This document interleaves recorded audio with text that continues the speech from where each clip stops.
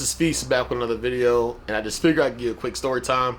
Hey, so this is the day that we thought, let's call this guy Kevin. All right, for lack of a better word. This is the day that Kevin almost died. Quick story time. So, me, one of my partners, we out hanging out, chilling. The street that runs parallel to my neighborhood is a street called Maryland Avenue, Wilmington, Delaware. Shout out to everybody in Browntown, West Side, Hilltop, everybody. You know what I mean? Everybody over in that area. Rocky Park, all that. Ellesmere, everybody.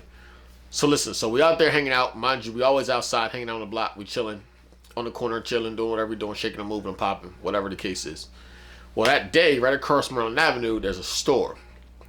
And that store is like your regular little, it's a small little, like a convenience store. Not a gas station. They don't have gas, but not like a corner store. One, it's not on the corner.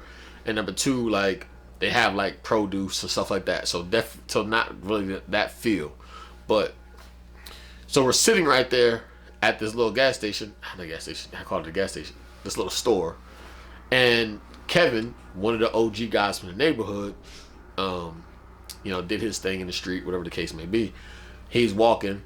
And he pulls up on us, and we just kind of talk with him, whatever the case may be. Well, as we're out there talking with him, a guy comes around the corner with his lady in a stroller. Well, apparently there was a back and forth that was had where the guy owed our friend Kevin some money. So they arguing. Somehow a tussle ensues. They start tussling, whatever the case may be. This is broad daylight. Tussling, whatever the case may be. We don't jump in. They two grown men. You know what I mean? They getting at it. All of a sudden, you start seeing blood. So we thinking, hey, the OG beating the brakes off boy. You know what I'm saying? Like over that bread. Like, you know what I mean? He putting foot to ass on boy. Like, you know what I'm saying? Boom. So, we looking at it. And from where we're standing, we like, I bet. Well, it wasn't until they kind of split up and separated for a second that we were able to kind of get our eyes on our homie and looked at him. And there was blood squirting out his neck. And when I say squirting out his neck, I mean like a faucet. He had a white t-shirt on. This is back in the white t-shirt days for everybody who is old enough to remember the white t-shirt days. Like the tall tees and all that era, kind of back that time. Shout out to whoever started that too. It was real big on that back home. Like, I moved to Texas and I still had like tall tees on in Texas and it was crazy. But that's another story. So as we're looking, the dude stepped back and he's looking and he's like kind of gallivanting because he did some damage or whatever the case may be. Well, the homie's neck was sliced from like the behind his ear almost all the way to his jugular. And the adrenaline, as he was ripping and running and he was punching and his heart rate was up, the blood just squirting on his shirt. Shirt's like almost completely red at that point. Take his shirt off, covers the wound on his neck, get him to the hospital, they staple and stitch him up, or whatever the case may be. Well, come to find out, as they were tussling, when they were in tight, they were tussling with each other. Somehow he had got a razor blade from out of his mouth in between his fingers, and when he punched the homie, it caught his neck. And they said he was within like less than an inch from cutting his jugular. He'd have died right there on the spot. Boom. You know what I'm saying? He ends up living. Cool. Never seen the guy again or whatever the case may be. And and last I knew, Kevin was outside still shaking and moving and popping. You know what I'm saying? Like, definitely a solid dude.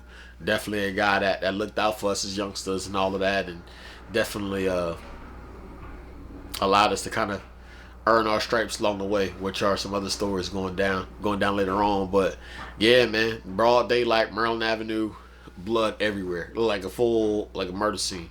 I've seen that much blood before. I haven't seen that much blood from somebody who actually lived. And so he was out of commission for a little while, but like I said, he got stapled, stitched up, whatever the case may be. His brother, we'll call him Kevin 2, like squared. We'll call him Kevin 2 because I don't want to.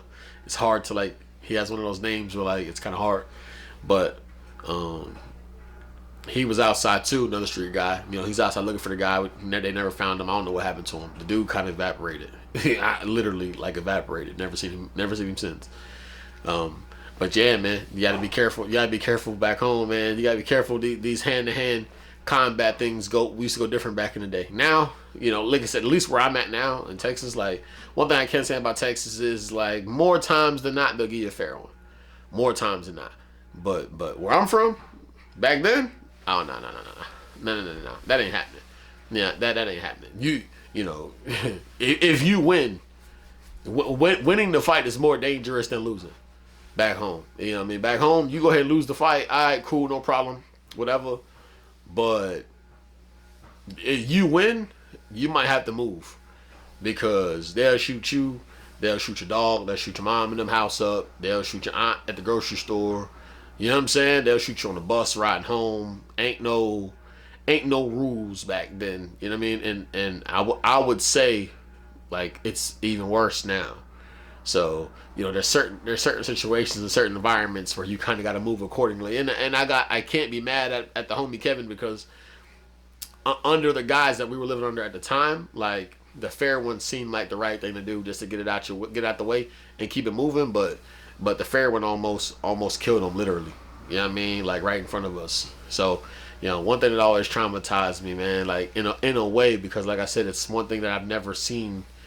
I've never seen that. Like I've seen people get shot. I've seen people die. Like I've seen these things. I've never seen blood squirting from somewhere like that. It looked like a fire hydrant. And the dude had a white t-shirt on, so it's like the blood's everywhere. It's over all. He was bleeding on the dude who cut him. Like there was blood everywhere. Like everywhere. So, lucky for him. Everything lined out. You know what I mean? Like I said, last I heard about him, he was still outside shaking and moving. I'm sure he's, I'm 35 now. I'm sure he's older and retired, and he's kind of chilling somewhere or whatever. You know what I mean? If you happen to see this, you know who you are, Kev.